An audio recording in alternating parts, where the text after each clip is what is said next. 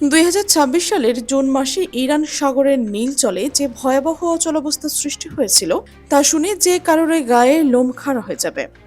আন্তর্জাতিক জলসীমানায় রাশিয়ার একটি বিশাল কার্গো শিপকে জোর করে থামিয়ে দেওয়ার ঘটনায় মস্কো যে প্রতিক্রিয়া দেখিয়েছে তা যেন হলিউডের যুদ্ধ বিষয়ক থ্রিলারকেও হার মানায়। গোটা ঘটনার শুরুটা ছিল একেবারে অদ্ভুত এবং রহস্যময় একটি ফোন কল দিয়ে।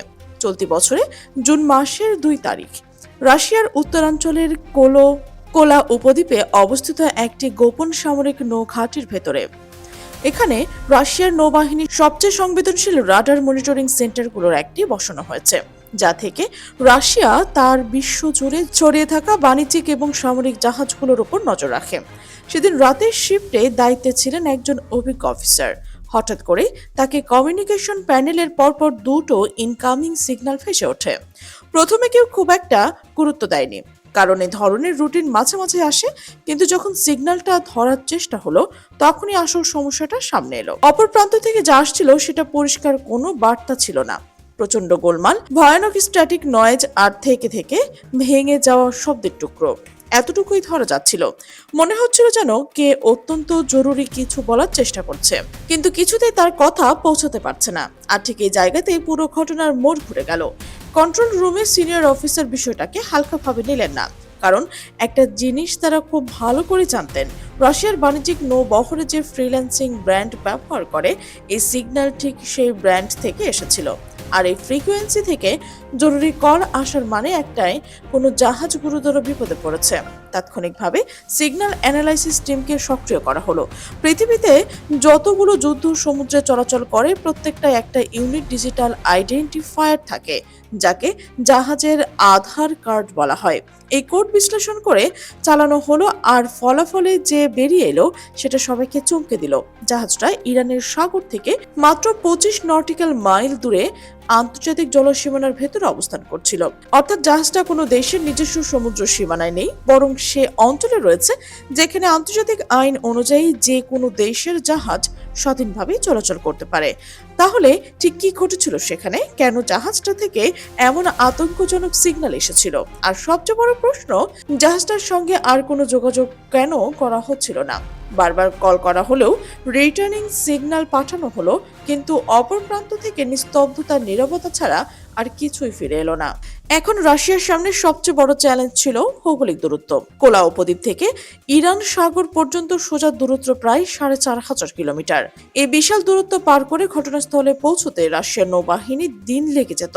এমনকি সবচেয়ে দ্রুতগামী যুদ্ধ বিমান পাঠালেও কমপক্ষে 2 ঘন্টার সময় দরকার হতো। কিন্তু সেই 2 ঘন্টার সময় একটা অপেক্ষার বিষয় ছিল। এর মধ্যে যা হওয়ার সেটা হয়ে যেত। তাই রাশিয়ার একটা কৌশলগত সিদ্ধান্ত নিল। তারা সরাসরি ইরানের সামরিক রাডার কমান্ডের সঙ্গে যোগাযোগ করলো।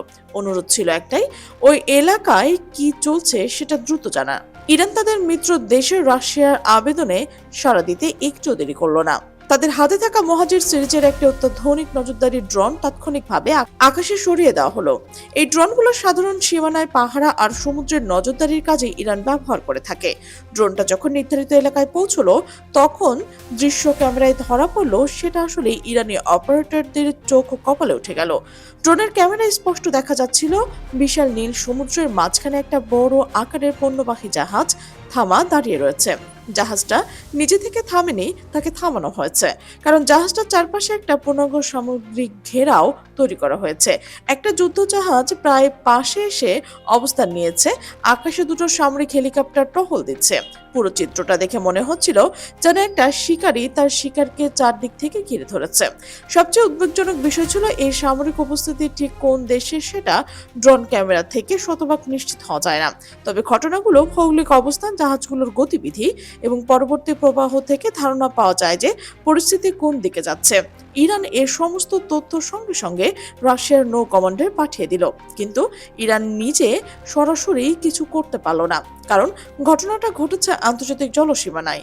সেখানে এককভাবে সামরিক পদক্ষেপ নিলে আন্তর্জাতিক আইনের জটিলতায় পড়তে হতে পারে। এরপর এলো আসল ঝড়। ইরানের পাঠানো তথ্য পাওয়ার সঙ্গে সঙ্গে রাশিয়ার সামরিক কমান্ড সর্বোচ্চ স্তরের সিদ্ধান্ত নেয়। কোনো কূটনৈতিক চিঠি নয়, কোনো প্রতিবাদের ঘটনা নয়, সরাসরি আকাশে উঠল রাশিয়ার সবচেয়ে ভয়ঙ্কর অস্ত্র, পঞ্চম প্রজন্মের স্টেলথ ফাইটার জেট SU-57। এই যুদ্ধ বিমানকে অনেকেই বলেন আকাশের অদৃশ্য শিকারী, রাডারে প্রায় ধরা যায় না। দুটো SU-57 একসঙ্গে উড়ান করলো। তাদের সঙ্গে যুক্ত হলো একটা বিশেষ রিফুয়েলিং এয়ারক্রাফট, যেটা পথের মধ্যেই আকাশ থেকে জ্বালানি সরবরাহ করে। পথে একবার মিডিয়া রিফুয়েলিং সম্পূর্ণ করে প্রায় 2 ঘন্টা অবিরাম মোড়ে অবশেষে দুইটো US-57 আকাশপথে ঘটনাস্থলে আকাশে হাজির হলো। ঘটনাস্থলে পৌঁছানোর পর রুশ পাইলটরা আন্তর্জাতিক সামুদ্রিক যোগাযোগ চ্যানেল ব্যবহার করে সরাসরি বার্তা পাঠালো। রাশিয়ার পক্ষ থেকে পরিষ্কার ভাষায় জানিয়ে দেওয়া হয়েছে এই পণ্যবাহী জাহাজটি রাশিয়ান ফেডারেশনের সম্পত্তি। অবিলম্বে এলাকা ত্যাগ করুন এবং জাহাজটিকে মুক্ত করুন, অন্যথায় পরিণতি ভোগ করতে হবে। এই বার্তা পাওয়ার পর ঘটনাস্থলে থাকা যুদ্ধজাহাজ এবং হেলিকপ্টারগুলো ধীরে ধীরে সরে যেতে থাকে। ঘটনার কয়েক ঘন্টার মধ্যে ইসরায়েলের পক্ষ থেকে একটা আনুষ্ঠানিক বিবৃতি প্রকাশ পায়। সেই বিবৃতিতে বলা হয়েছে জাহাজটির নাকি কিছু আন্তর্জাতিক নৌ চলাচল বিধি লঙ্ঘনের অভিযোগ সাময়িকভাবে থামানো হয়েছিল। দাবি ছিল এটা নিছক একটা রুটিন জিজ্ঞাসাবাদ ছিল, এর বেশি কিছু নয়। মস্কো থেকে তীব্র প্রতিক্রিয়ায় আসে। ঊর্ধ্বতন কর্মকর্তারা সরাসরি বলেন, আন্তর্জাতিক জলসীমানায় কোনো দেশের পণ্যবাহী জাহাজ জোরপূর্বক থামানো একটা গুরুতর উস্কানিমূলক কাজ। ভবিষ্যতে এই ধরনের ঘটনার পুনরায় ঘটলে রাশিয়া সর্বোচ্চ পদক্ষেপ নেবে। কিন্তু বক্তব্যের মধ্যে লুকিয়ে থাকা বার্তাটি ছিল স্পষ্ট, রাশিয়া তার সমুদ্রপথের স্বার্থ রক্ষায় যে কোনো ধরনের পদক্ষেপ নিতে প্রস্তুত। প্রশ্ন হলো, এই পুরো ঘটনা থেকে আসলে আমরা কি বুঝলাম? এখানে কয়েকটি বিষয় বোঝা রয়েছে। প্রথমত, আন্তর্জাতিক সমুদ্র পথ এখন আর শুধু বাণিজ্যিক রাস্তা নয়। দ্বিতীয়ত, এই ঘটনা প্রমাণ করলো যে রাশিয়া তার বাণিজ্যিক জাহাজগুলোর নিরাপত্তা বিষয়ে আপোষ করতে রাজি নয়।